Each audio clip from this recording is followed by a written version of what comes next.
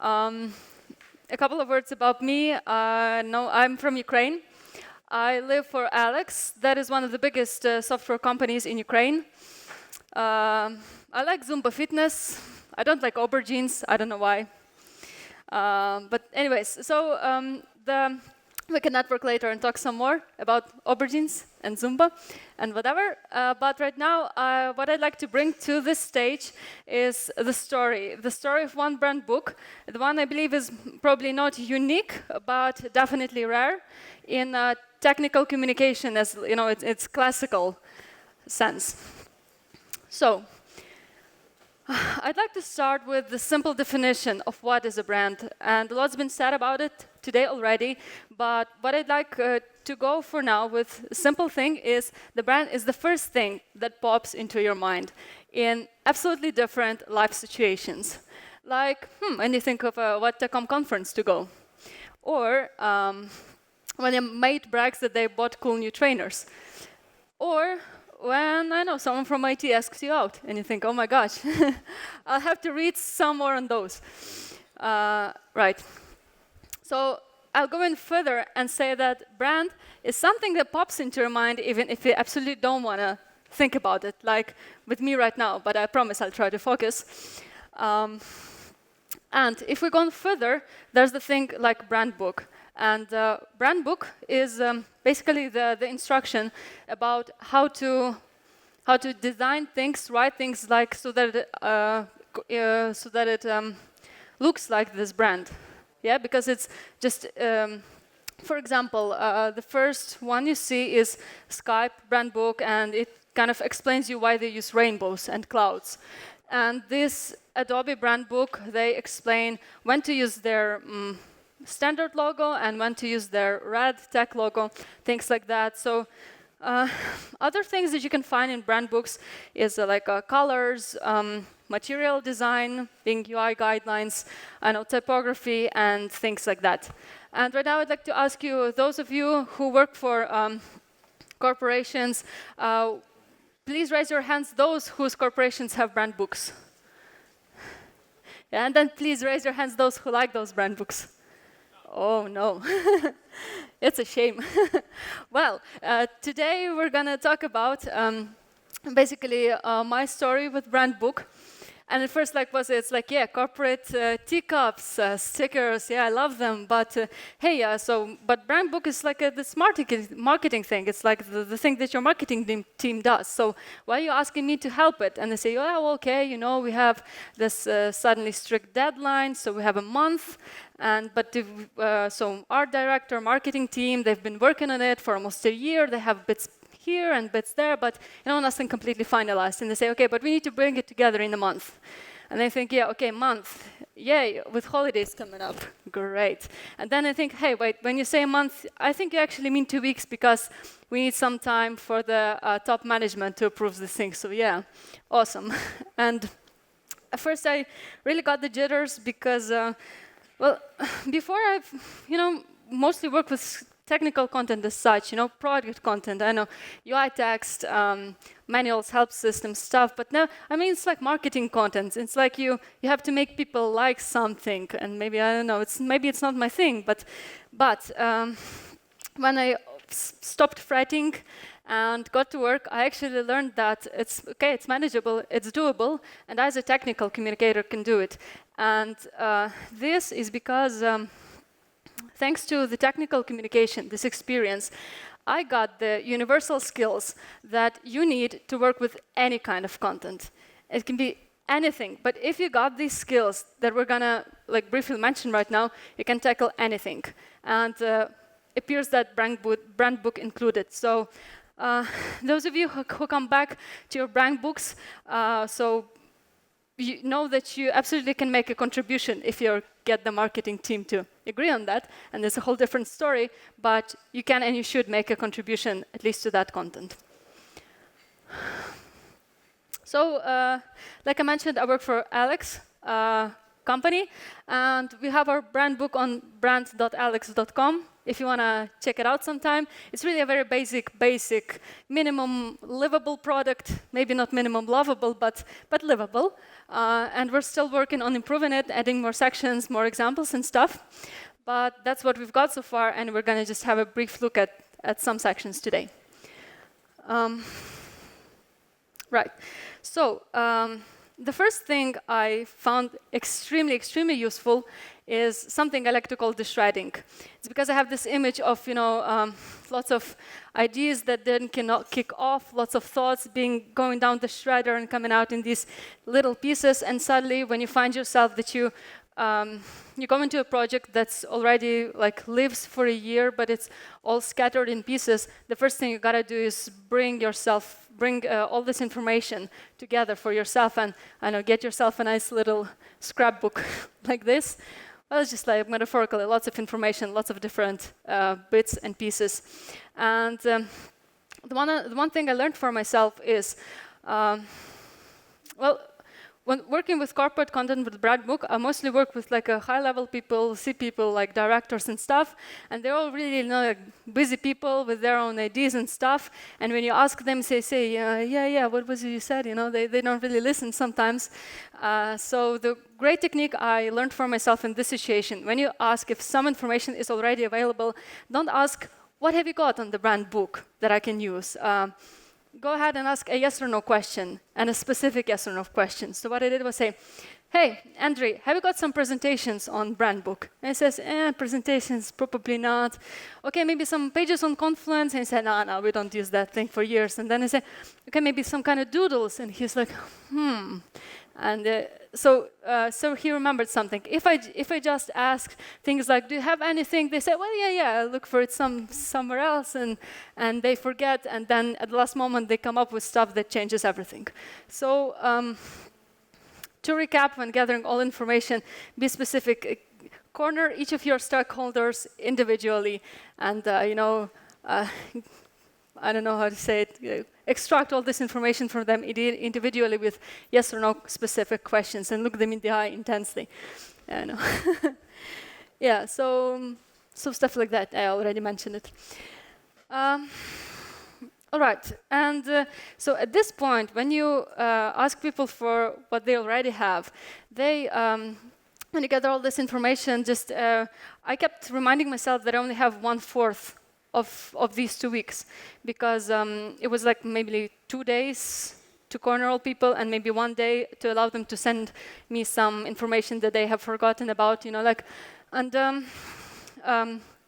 I think it's to really keep your hand tight on this process, and to really make an effort to do it, because sometimes people are busy. They just send you away, then they say, yeah, you know what, you can call me next week, I'll try to sign you in, and you have to kind of, in these situations, because if you drag your feet at this stage, and that's what happened, well, most of the time when I crossed deadlines earlier, as I remember, for my projects, is because I allowed myself to relax, to be simply inquisitive, politely inquisitive on this stage, when in fact I should have gone a little bit annoying. Maybe transformed to some mosquito who does a lot of Skyping, goes a lot of knocking, says, hey, can you talk now? Hey, how about in 5 minutes? Okay, I can catch you after lunch, Being someone they cannot escape, and that's the effective technique of getting all the information you want. It might appear a bit of, like you're maybe intimidating something or really getting on someone's nerves, but in situations like this, you got no other choice, because you'll be the one to blame if you fail, not they.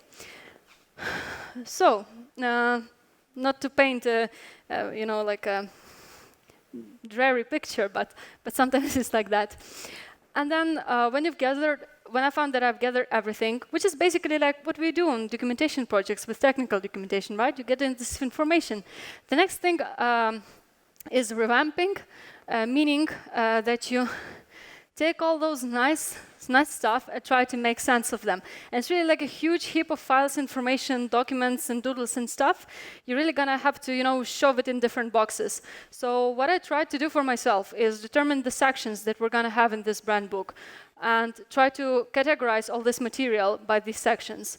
Do some housekeeping, And So these sections for me were just general corporate vision, and maybe visual style, and photography style, typography, and things like that. So just determine some chunks, and tear all these documents to shreds and put them in the right baskets, something like that. And the one more step, what's important is take out the main concepts, the main ideas, put them into bulleted lists or whatever, and put all the secondary information safely away. Because if you try to tackle the whole section, one whole section, its whole extreme, you're gonna finish like 2 sections, not the whole 6 that you requested. So, what I found for myself also is when you sort of eliminate, push away the secondary stuff, and then you start to see the big picture behind all this, because too much information, like we know, is no information. At this point, you will also, at the point before, you will find that you might be lacking some information. You will find that there may be some contradicting information, because art direction has its own creative vision, and then the marketing says, oh, no, we need to position ourselves like that. So there might be contradictory stuff, and there might be information gaps. There might be some things that you need to go ahead and ask again. And that's user interviews. But before we go into that, I'd like to make this little analogy that popped into my mind recently, like about these stages that we're talking about. So, these old video games, I'm sure most of you know them.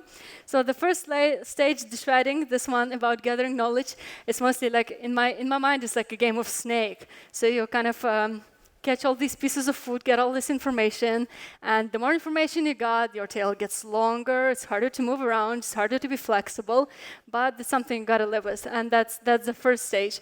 And the second stage, in my mind, it was like something like Tetris, because you got all this information pouring out in you, and you gotta put it on the right shelves, on the right pieces, filter all those information that you got and sort of, digest it and put it where necessary. And then this third step that we're going to talk about right now, the extracting, it's mostly, to me, like a game of, the diamond mine, I think it's called, where you gotta, just fish out these necessary bits of information that you got to make your content complete. And like I already said, so extracting information, the third step is about interviews. And then usually you got a lot of SMEs. And in my head, I like to compare this process of SME interviews to general medical examination in the hospital. You don't really like it because you have to bang doors. You gotta come to the doctor. They give you once-over from head to foot. They write something on their paper that you cannot determine, and you don't know what the diagnosis is, and stuff like that. So I know. For me, it's very similar, but if we want to keep our content healthy, we wanna keep it going. So yeah, the thing we gotta do is come prepared with questions. And I know you already probably know that, but what I found useful for me is to write those questions down explicitly, because I know I might have 2 questions in my head, but then the SME starts talking rainbows and clouds and stars, and I'm doing stargazing, and I forget all my questions. So come prepared with the questions, and this all helps you steer the conversation in the right direction. This helps you save time, because you can cut the person when they go into another galaxy that you don't need at the moment, because SME is always pressed for time. You're also joking that in my company that there are many rare things in life, like saints and miracles and white buffalo and free SMEs. So that's the story. And another thing, I think Anton mentioned it. So it's like you gotta come with a recorder. But I think I'd take it even a step further, recommending you to use soft voice recognition software, meaning like when a person talks, and their voice is already transformed into text that appears on your screen. And I know it's something that Google Docs got, for example. They have this feature called voice typing. And it's really useful, it saves you a lot of time. And then after you got all the bits and pieces together, you finally complete some of your first draft, and the next step you would do, at least that's what I would do, is go to the SME for the first review with our first raw draft. And yeah, what I learned with creative SMEs, because before I worked with developers, very exact, busy, down-to-earth people who just hit you with the feedback right in the eye. And, it's like a Western movie. You see your opponent, you have a fight about stuff. But creative people, art directors, marketing people, at least in my experience, they're very creative. So they tend to give you a very general feedback. Like, I love this hilarious instruction, and it's like got something about missing the point of everything, sadly, So that's the feedback you might get, and it's okay because it's creative content. With that kind of feedback, of course, you got to take into account, you got to fish more details from the person and rework what you got. But there's also an annoying side of petty feedbacks, as I call them. It's about like, this sounds better to me, stuff like that. And it's okay, I guess. Well, for example, it's sort of slide it up. So I was asked by one of the SMEs to add this and I was like, saying why? And she said, well, it just sounds better. And I go and explain, well, I intended to make this game of words, all things considered, all things nice, all things ELEKS, it's fresh, it's cool. I said, nah, let's add at. And I was just thinking, okay, what do I do? So I tried to proving my point again. I tried to argue. But then I caught myself and, well, because just to recap, so in this situation, there's no right or wrong, yeah? So you can't just say, in Microsoft Manual of Style, paragraph 3, abstract 32, there's the sentence that says don't do it. Yeah, there's no such thing, no right or wrong. There's just how it sounds better to you and how it sounds better to them. So in situations like these, if you ever come across them, so what I recommend doing is ask yourselves a simple question. How much is it going to cost me to make this change? I mean, like, if it's a point of argument. Yeah, it doesn't sound good to you. For example, like to me, this ad. But the question was, so if it takes me 2 seconds to add it, and then we break it off and move over to the next thing, then I'll just do it and make them happy. I'll see them smile. I'll feel a good person. I made sacrifice. Okay, I'm a saint. One more rare thing is in life, But if this change that I want to ask you, like, change the frames of screenshots to orange, and they think, okay, how much is it going to cost me? I'll probably have 20 screenshots, so it's going to cost me like, I don't know, like 3 hours. And then if it's a lot of time, and then what your brilliant argument is, well, I'm so sorry, but we're running out of time. We're on a tight deadline.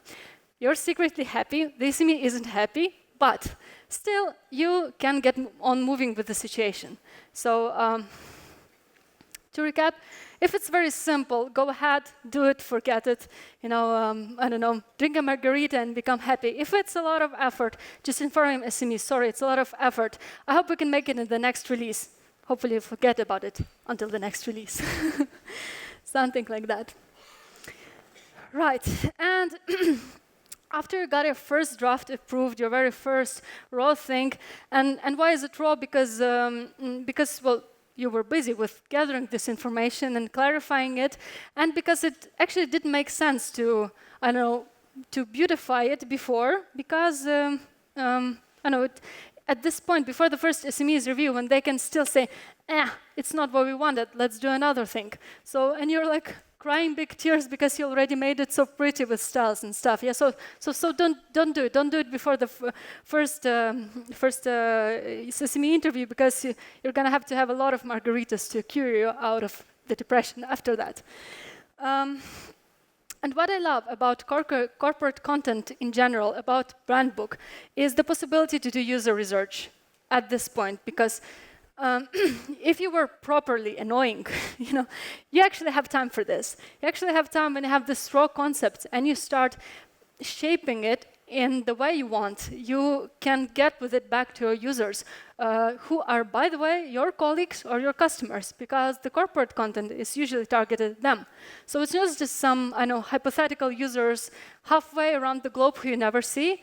It's like the people you talk to every day. And it's a brilliant chance to try and get user research, and do it like you're on fire. That's what I try to do. And what I found is, in my example, so we had this first section, grand section, concept of style, where I said we drive innovation, You're a caring company. We have context awareness, you know? And what's context awareness? Well, you're aware of the context, you know? Well, so it's simple, yeah? I explained to my user. And he was just, and scrolling down to, okay, you've got colors, you've got typography. So this user interview allowed me to observe, say, okay, the people at my company, they're pretty skeptical, right? They're pretty down to earth. They don't like these abstract ideas about how we serve the world, right? So, but they should know it, right? Because like a corporate philosophy. So what should I do? And well, what I came up with at this rendered by section. This section basically says, okay, yeah, we have context awareness. We are aware of the context. And so what? So we use transformation in context. It's like this thing when you have a sentence and you transform. For example, we had this. You had the word fresh, and you shape E like half of the orange. You know, and it's sort of like transform letters into objects that enhance the context. So fresh, orange, you know, so something like that. And different things like how it applies to me, okay, so what it does in the real world. And because it was, context awareness was clear to me because it was explained to me, I didn't really realize that this was needed until I saw this like look on my colleague's face. So that's what you do. You go and user research. And after that, you go full on beautification, what I call it, and I don't mean design, I just mean that refining your content in the way you like. And another great thing about corporate content and why you should try to do it, I know corporate content can be like even instructions for coffee machines, whatever, it's still corporate content, but that's what you can do because it's the area where you can, where you have the freedom for this forbidden fruit of humor, play of words and stuff. Because for me, I work on enterprise projects, and most of my clients are very serious. They're big clients, they're serious clients. They, they have corporate style. Please adhere to it. And so I got full haywire on the brand book where I tried to play with words, where I tried to smuggle in a bit of humor. It was geeky humor, just a little bit, but that's what they like. I tried to use these catchy phrases that I think someone mentioned was content is king, but we tried to do it like context is king, like stuff like that. So that's what I tried to do.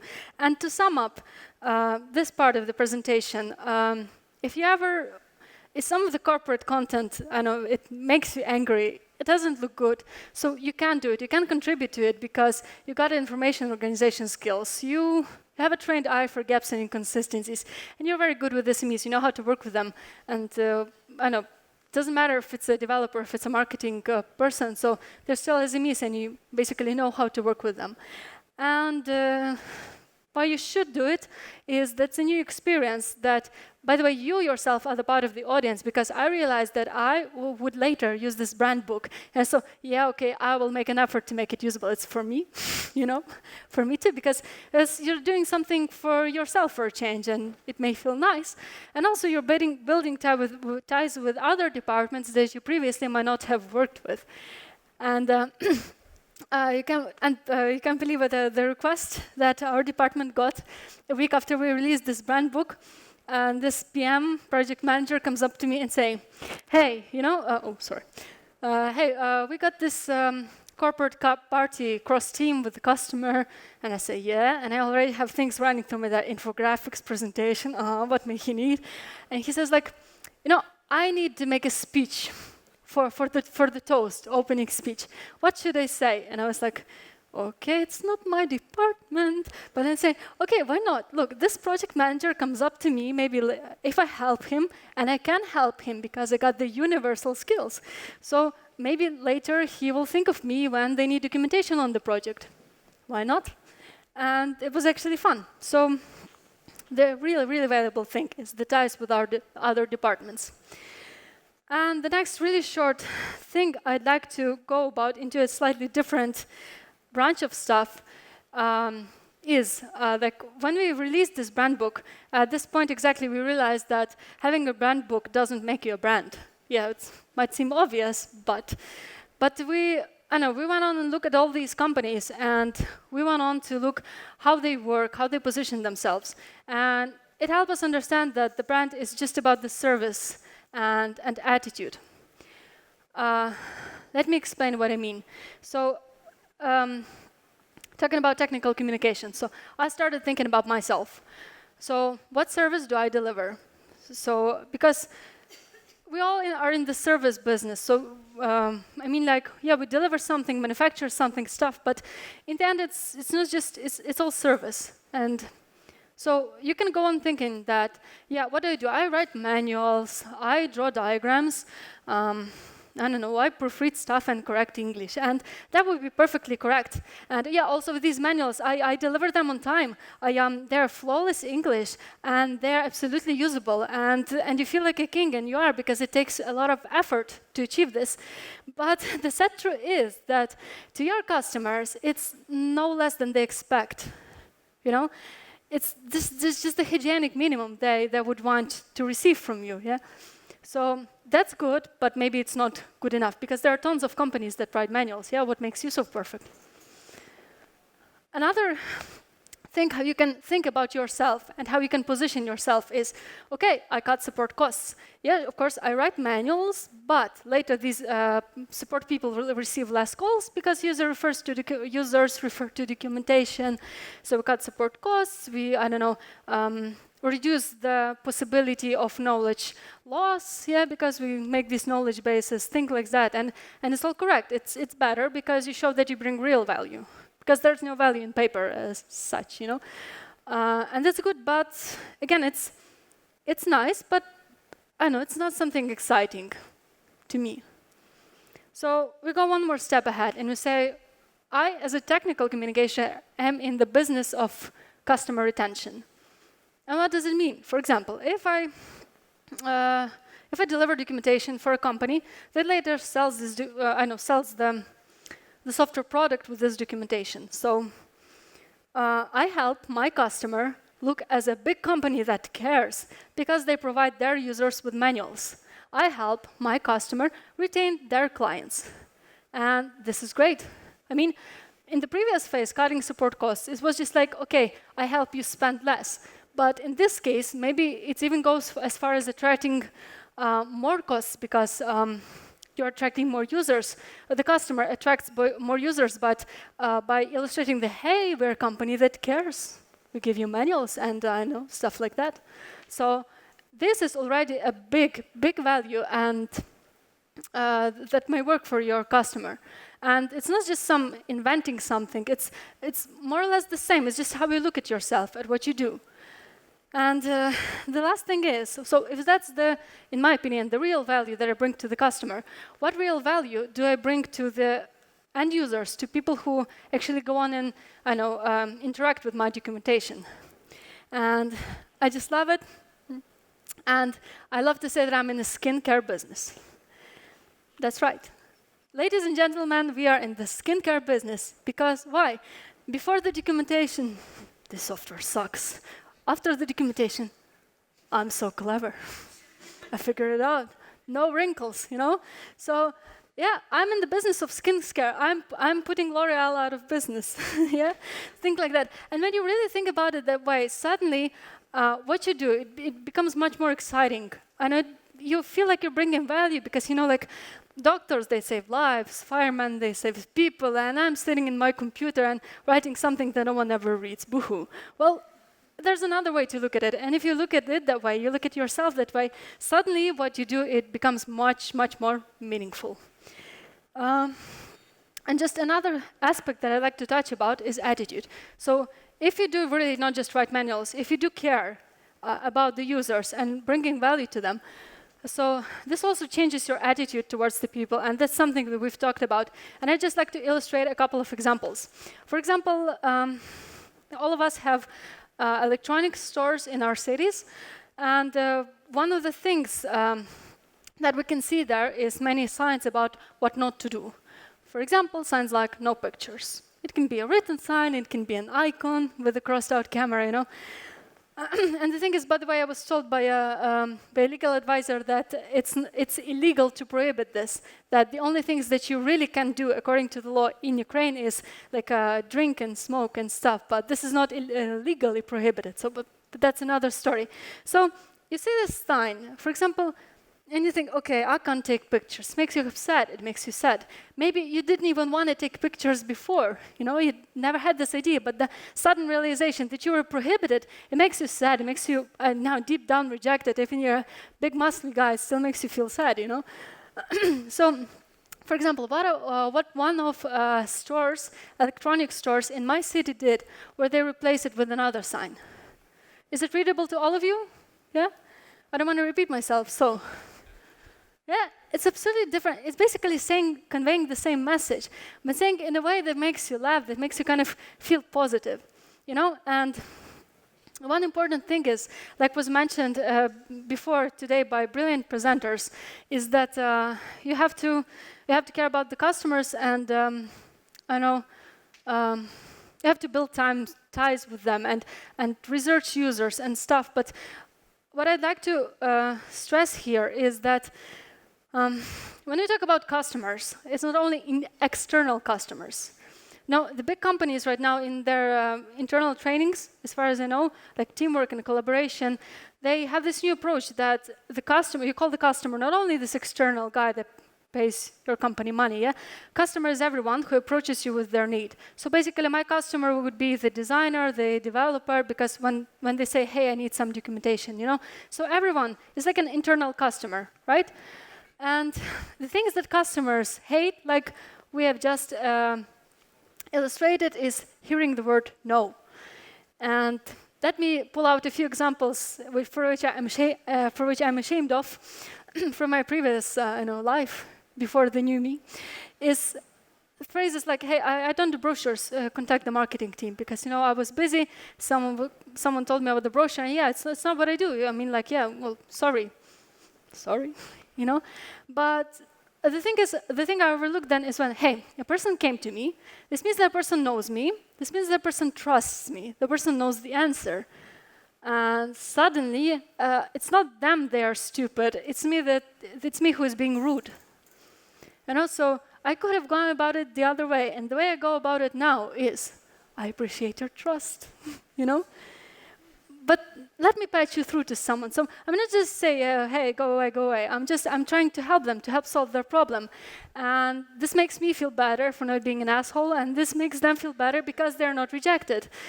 So, and it's not just about using fancy words to do it. It's about how you perceive it, Another example, our department is overloaded. Yeah, I know that my company, big back company, says, hey, you can't hire another information developer, and we have shortage, and we have a overload of projects, so no, sorry, I can't help you because the director didn't approve the money.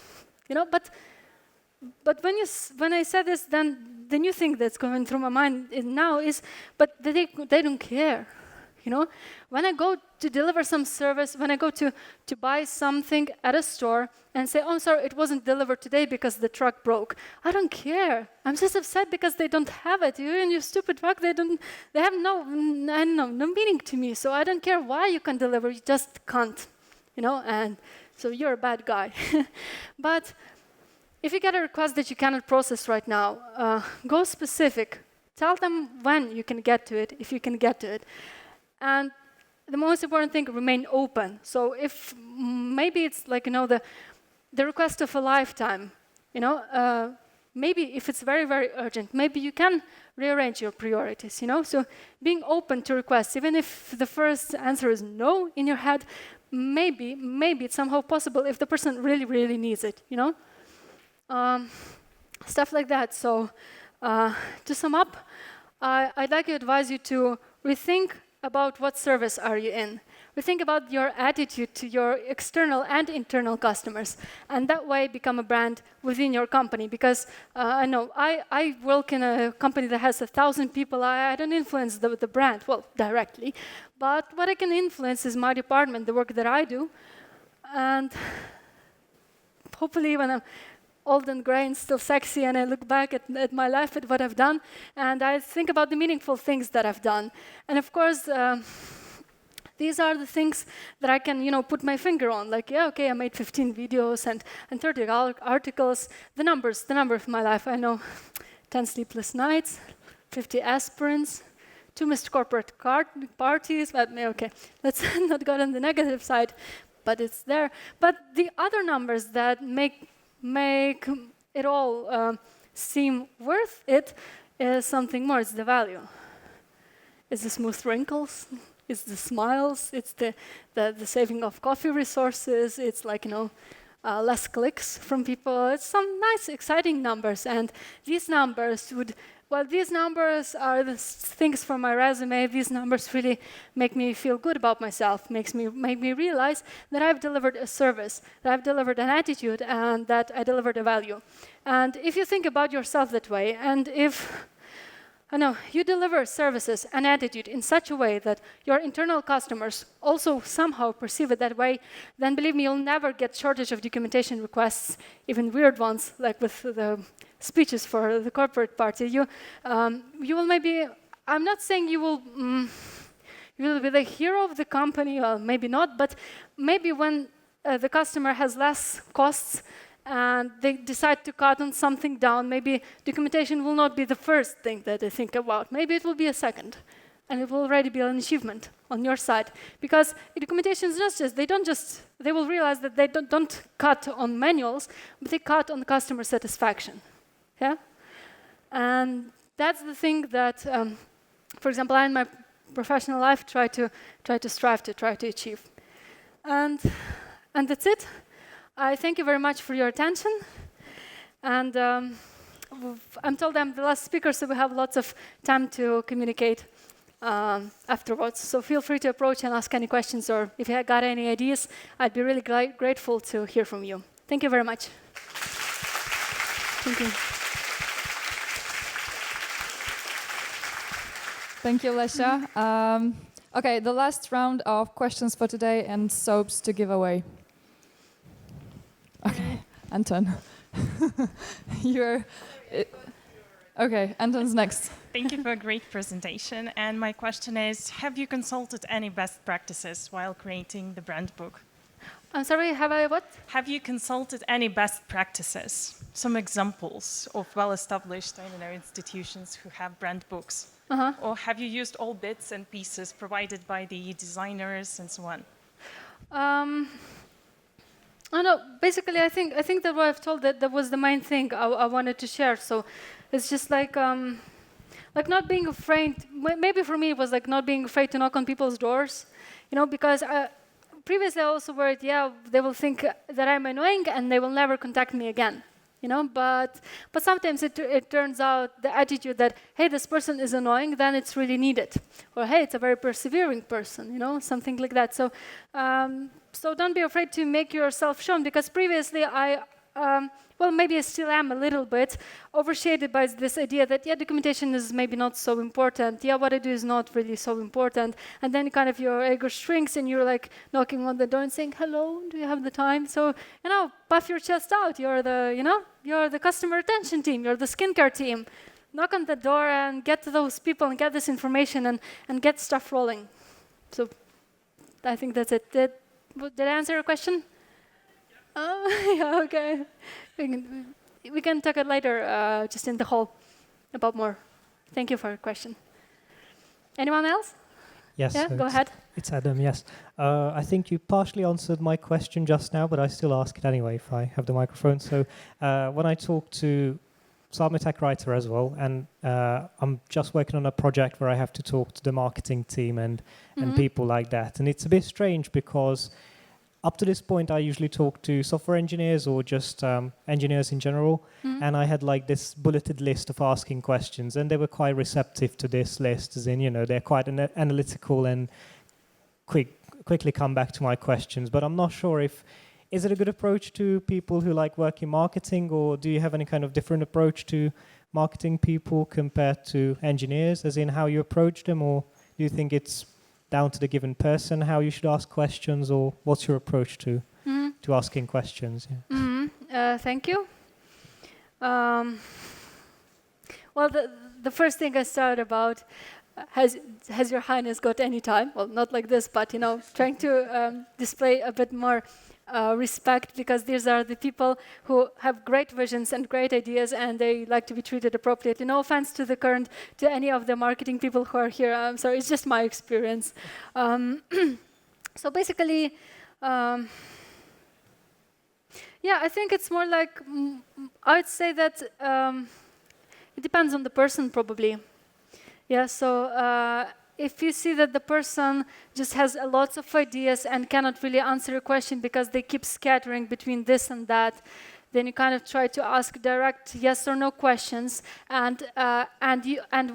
Important trick is, by the way, that even though I have this voice recognition software that types as they speak, and make a point of taking a pen and writing it down, and this makes them think, like, oh, it's what I said, it's just some idea. Oh no, it's not valid. Cross it out, stuff like that. So yeah, at least with the people that are very creative and unsure about the things, vague about things, it helps to make them understand that what they're saying right now, you will use it later, and maybe if it's something that was just an idea that is not proved yet, so maybe it's just safe to leave it away for the moment. So maybe stuff like that. The first thing that comes to mind, at least. Yeah, so just be gentle then. Okay, that makes sense. Yeah, thank you. Thank you.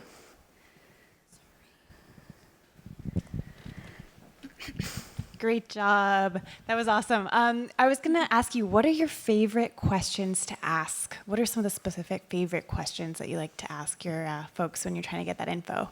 Thank you very much for the question.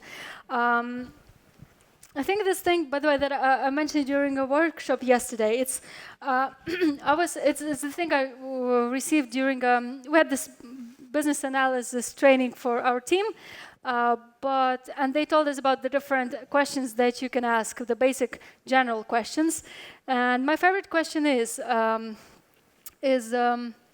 how will things look after I've done my work, after this thing that you want is released?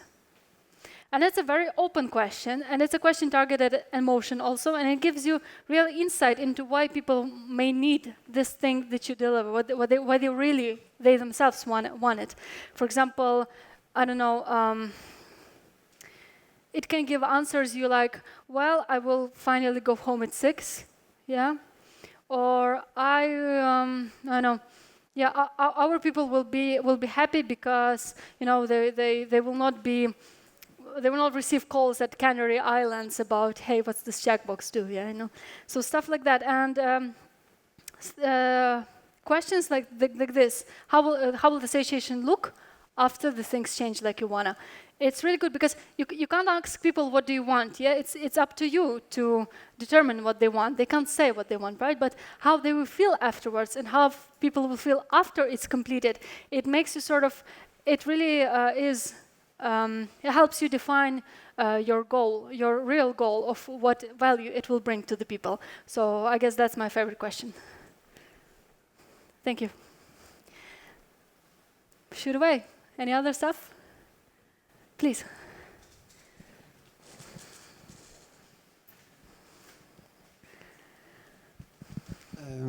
I'm not really from the advertising industry. I'm a translator working for advertising agencies. Mm-hmm. And I have this question because personal branding is like a big thing for me and for my community, so to say. Mm-hmm. I'm wondering, have you ever been approached, or your company, by an individual who wanted to have a brand book prepared for him as a brand, for him or her? Like not not corporate branding, but personal branding. Do you do stuff like that? Like prepare brand books or some brand strategies for individuals as well? Thank you for your question. I'm afraid I have to say maybe not really, because we are a software company. We're not like a marketing agency or brand development agency. We're just a software company that delivers software, or maybe bigger value, but that's a different thing. But partially, I can say we have to deal with that because when we, some customers, when we send them the proposal about how will we implement this solution that you want to get, sometimes these people, they want to see the CVs of the exact people who will be working on the project, and our information development team also helps with those CVs. And it's something like when you try to help someone write their resume, you kind of get the hang of this personal brand, because you talk to this person and you say, okay, how how many years have you been here? So what do you think is your greatest project and stuff like that? And I'd say it's important to feel the personal brand of every individual that you work with, how they see themselves and what they want to do, especially in this kind of work. So to say that we professionally create brand books for other companies or individuals, I'd probably have to say no, but it's, I don't know, probably it's a part of daily working life. It's just, I never thought about it that way before, but it's always there in every interaction, you know?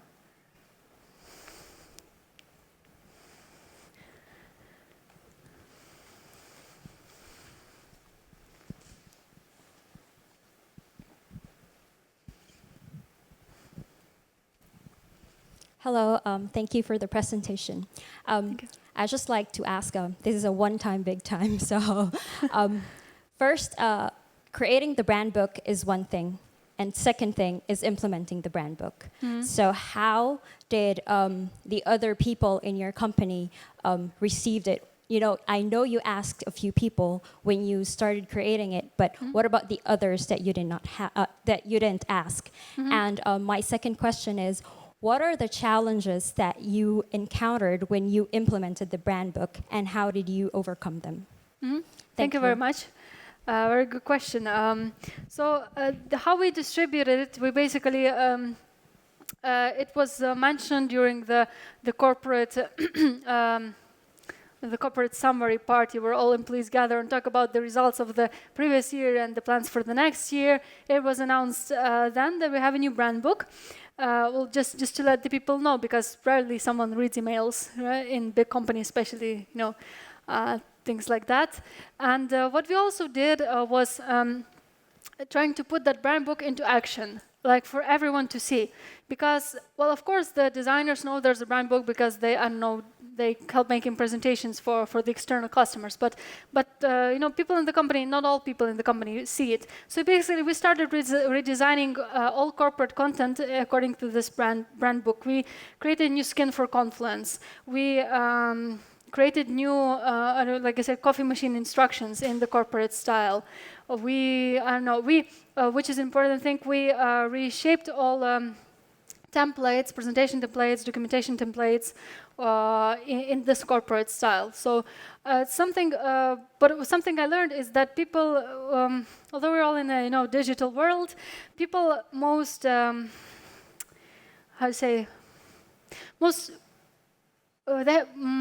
most brightly react, so to say, to the thing, still the palpable things. I know, so it's one thing if you send the Word template to the email, it's still something, it's real, but it's you can't touch it. But another thing is, like, making new cups and making new things that, new plates for the rooms where different divisions sit, something like that. So my experience is to bring something quickly into effect. You gotta go with palpable things, well, things that people notice and things that flash before their eyes all the time, just when they least expect it. In the kitchen, on the fridge, or whatever. That's the first thing. And the second thing, I'm afraid I know I can't really give you much insight information about the troubles that we had. Probably maybe it's like the legacy stuff. So for example, when we distribute a new template, people do not just every time they go and use this new template, they just take all document they had, clear all content and work there, So maybe like this replacing the habits of people, not to use the old documents they have, but to use the new template. But basically, if it's something good and people see it's good, if people see that previously had these not so very good diagrams and now we have these fancy diagrams all in the same style, if they like it, they would be naturally eager to use it. So, and it's really important at that stage of user research, proving that it's something that people like, that people react to positively. So. Something like that.